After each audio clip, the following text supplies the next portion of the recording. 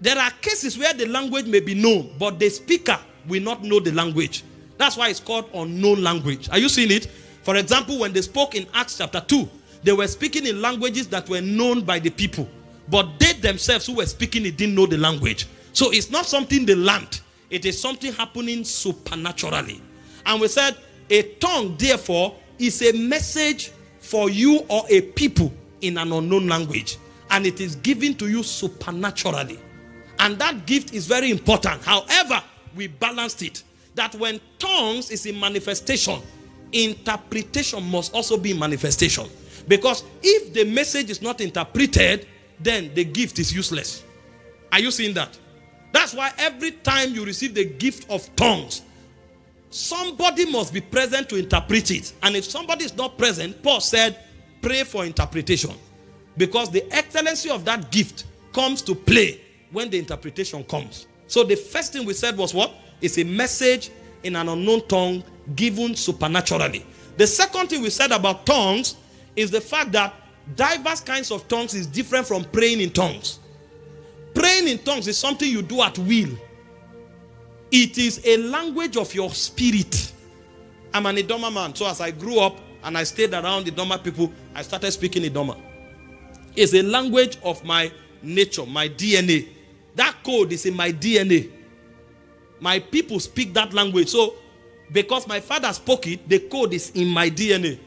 The code is in my son's DNA. If he grows, after a while, he will start speaking it. And human language generally is in your DNA. If you are 5 years old and you are not yet talking, you are sick, you are dumb. Because it is expected for you to speak. The code of speaking human language is in your DNA. That's what speaking in tongues is. Everybody who is born again has encoded in his spirit man the ability to speak in a spirit language. But that is not a message for a people. Diverse kinds of tongues is a message given in a spirit language for a people. So, although it is a tongue, but it is a message. You are not generating it at will. The Holy Ghost is the one speaking it through you. So, like Paul said in 1 Corinthians 14 verse 14, anytime I want to speak in tongue, I can speak in tongue. He said, when I pray in the spirit, he said, my spirit prayed. He said, my understanding is unfruitful. He now went to verse 15. He said, what will I do? He said, I will pray in the spirit and I will pray in my understanding. So you see that he was doing it by his will. It's not the Holy Ghost that will it. He said, I will. So anytime I want to, I will pray in the spirit. But when it's a message in tongues, you cannot will it. If it's a message in tongues or a diverse kind of tongue, the Holy Ghost will put the message on you. Sometimes you can just be praying with people. While you are praying in the spirit, the message will come. The tongue will change. Sometimes you are preaching. While you are preaching, the message will come. You will deliver it in tongues. When you finish, you go back to normal.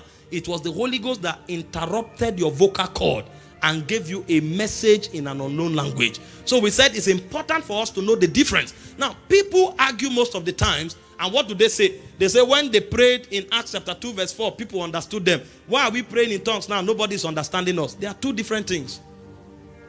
What God did in Acts chapter 2 verse 4 is a sign to confirm the prophecy of Joel.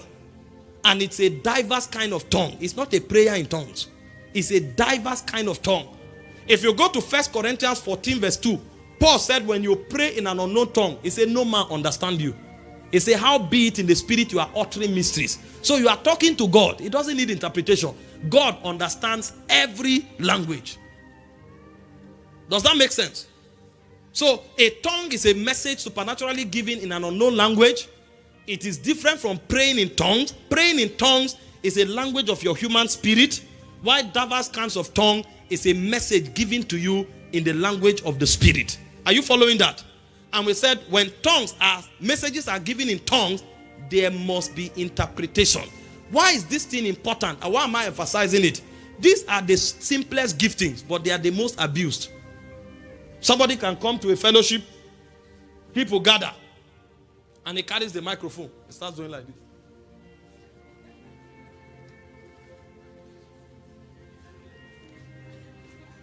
And he now move forward and say, Keleku Peha Tivai Gagibo Bakaya. He will do it for 20 minutes and go back. What have you done, sir? He just wants people to know that he's a spiritual man.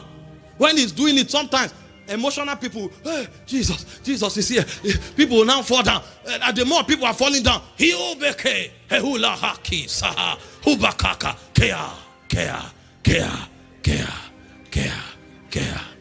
He will now go home.